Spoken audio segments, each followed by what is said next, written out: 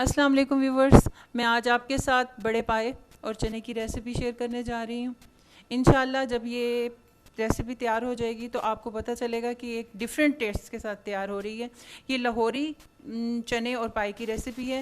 یہ میری والدہ کی ریسیپی ہے جو میں آپ سے شیئر کرنے جا رہی ہوں۔ بہت سمپل وے سے انشاءاللہ تیار کی جائے گی۔ بہت سی ریسیپیز میں دیکھتی ہوں کہ لوگ اس کو بہت کمپلیکیٹڈ کر دیتے ہیں، اتنے زیادہ انگریڈینٹس شامل کر کے اس کو کمپلیکیٹڈ بھی کرتے ہیں اور اس کے بعد اس کا ٹیسٹ بھی وہ نہیں رہتا، پایوں کا اپنا ٹیسٹ ختم ہو جاتا ہے۔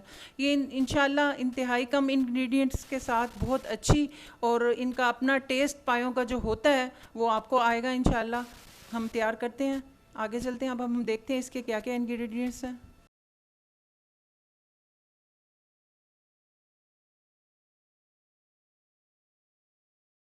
یہ مسالہ جات ہے، لال مرچ پاؤڈر ہے 4 ٹیبل سپون، ہلدی پاؤڈر ہے 1 ٹی سپون، اور سوکھا دھنیا 1 ٹیبل سپون، نمک 1.5 ٹیبل سپون، اور یہ گرم مسالہ ہے جو کہ اینڈ میں ڈلے گا۔ یہ لہسن ہے پیسا ہوا 2 ٹیبل سپون، سبز مرچیں ہیں 8، ان کو بھی پیس لیا ہے، اور ادرک کا 1 ٹیبل سپون ہے۔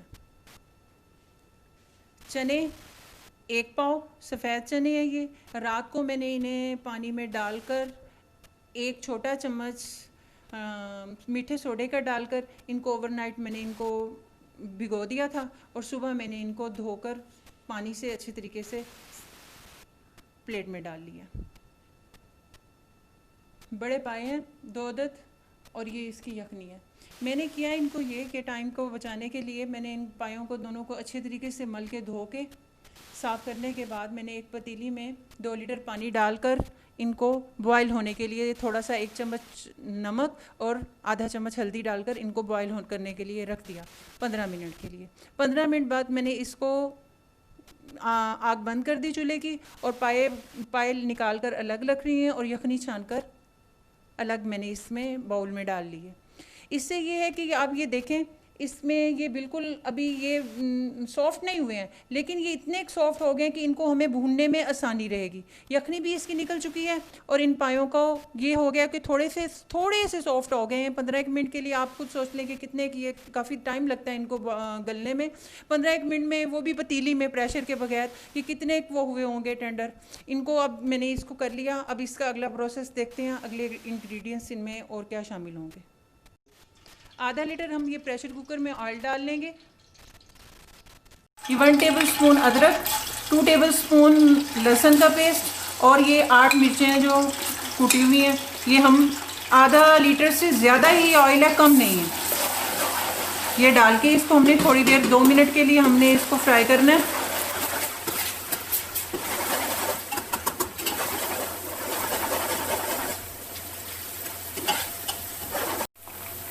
تھوڑی سی دیر بعد جیسے ہی لہسن ادرک کا کلر ہلکا سا چینج ہوگا، اس کے بعد آپ اس میں پائے ایڈ کر دینے ہیں۔ ان کو اچھے طریقے سے بھوننا ہے، اور اس طرح بھوننا ہے کہ یہ نیچے بالکل بھی نہ لگے۔ احتیاط سے یہ خیال رکھنا ہے ہم نے۔ ان کو پہلے پانی میں بوائل کرنے کا مقصد ہی یہی تھا کہ ان کو بھوننے میں آسانی ہو جاتی ہے۔ اگر ہم کچے پائے ان کو ہم بھوننا شروع کریں تو وہ ذرا اچھے طریقے سے بھونتے نہیں ہیں، ان کی اسمیل بھی ختم نہیں ہوتی، یہ تھوڑے سافٹ ہو جاتے ہیں اور ان کو بھوننے میں آسانی ہو جاتی ہے۔ اور دوسرا اس کی جب یخنی نکل آتی ہے، پھر وہ یخنی جب ہم اس کو بعد میں ایڈ کریں گے، اس میں جب چنے گلیں گے تو پھر ان کا ٹیسٹ چنوں کا بہت اچھا بنتا ہے۔ ہو گئے اسے ہمیں بھونتے ہوئے۔ ابھی اس میں ہم تھوڑا سا پانی ایڈ کریں گے۔ پانی ہم نے اس لیے ایڈ کیا ہے کہ اب ہم نے اس میں مسالے ڈالنے ہیں تاکہ وہ جلے نہ۔ یہ نمک ایڈ کر دیں گے ہم، لال مرچیں، سوکھا دھنیا اور ہلدی۔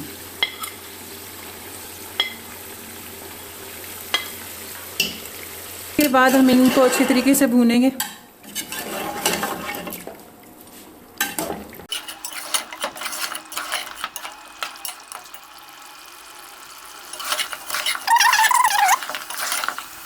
میڈیم فلیم پہ ہم ان کو بھونیں گے۔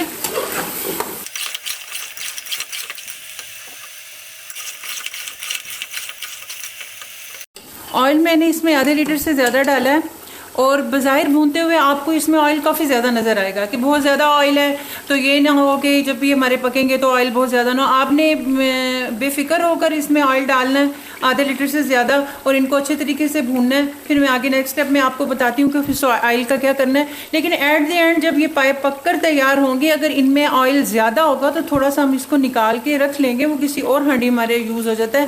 لیکن کم جو ہوتا ہے نا, تو پھر وہ ان کی ٹیسٹ لک اور ٹیسٹ وہ اچھی نہیں آتی. اس لیے آئل ان میں زیادہ ہی ڈلتا ہے. میں نے دیکھا ہے کہ بہت سے لوگ پائے بناتے ہیں, کہتے ہیں ان کا اپنا آئل بہت زیادہ ہوتا ہے تو اس میں زیادہ آئل ڈالنے کی ضرورت نہیں ہے. نہیں, ان میں آئل زیادہ ڈلتا ہے تو ہی یہ اچھے بنتے ہیں.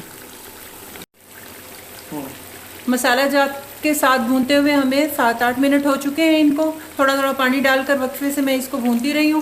پہلے 5 منٹ ہم نے لہسن ادرک کی پیسٹ کے ساتھ بھونا ہے ان پایوں کو, پھر ہم نے مسالے ڈال کر ان کو 7-8 منٹ بھونا ہے. اب اس میں جو ہماری یہ یخنی پڑی ہوئی تھی میں وہ ایڈ کرنے جا رہی ہوں.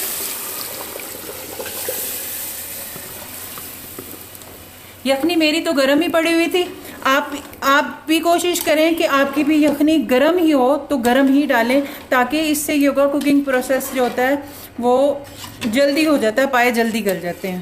اگر ہم ٹھنڈا اس میں ڈالیں گے یخنی تو پھر ذرا ٹائم تھوڑا زیادہ لگے گا, گل تو جائیں گے, لیکن گرم یخنی ایڈ کرنے سے ذرا زیادہ فائدہ ہوگا. یخنی ہماری گرم تھی کیونکہ, اس لیے بوائل جلدی ہی ابلنا پانی شروع ہو گیا. اب اس میں ہم چنے ایڈ کر دیں گے. چنے ایڈ کرنے کے بعد ہم نے اب کرنا یہ ہے کہ پریشر کو ویٹ لگانے سے پہلے ہم نے اس کا یہ جو آئل ہے اوپر آیا ہوا ہے یہ ہم نے سارا اتار کے اسی باؤل میں جس میں ہم نے یخنی رکھی ہوئی تھی اسی باؤل میں ہم نکال لیتے ہیں.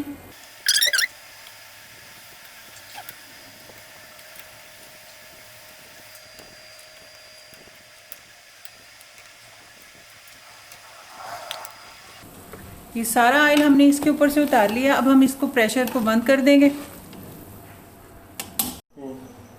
پریشر کوکر ہم نے بند کر دیا, اس کو ویٹ لگا دیں گے اور ویٹ سیٹی بولنے کے تقریباً 20 منٹ تک ہم اس کو سیٹی جب تک چلے گی ہم اس کو پکائیں گے.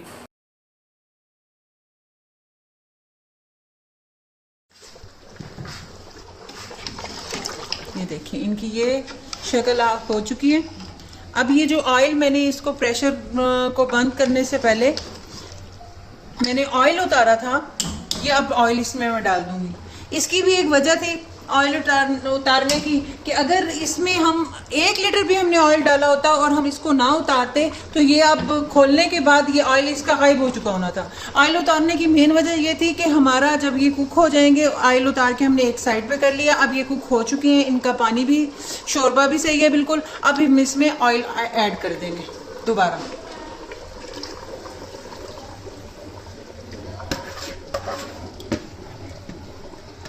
یہ تم باؤل نہ دکھانا نا, یہ کرتے ہیں. اب ہم اس کو ہلکی آنچ پہ 5-1 منٹ کے لیے رکھیں گے, کیونکہ آنچ اگر تیز ہوگی تو آئل ہائی ہو جائے گا اس کا. ہلکی آنچ پہ تھوڑی دیر کے لیے ہم اس کو رکھیں گے.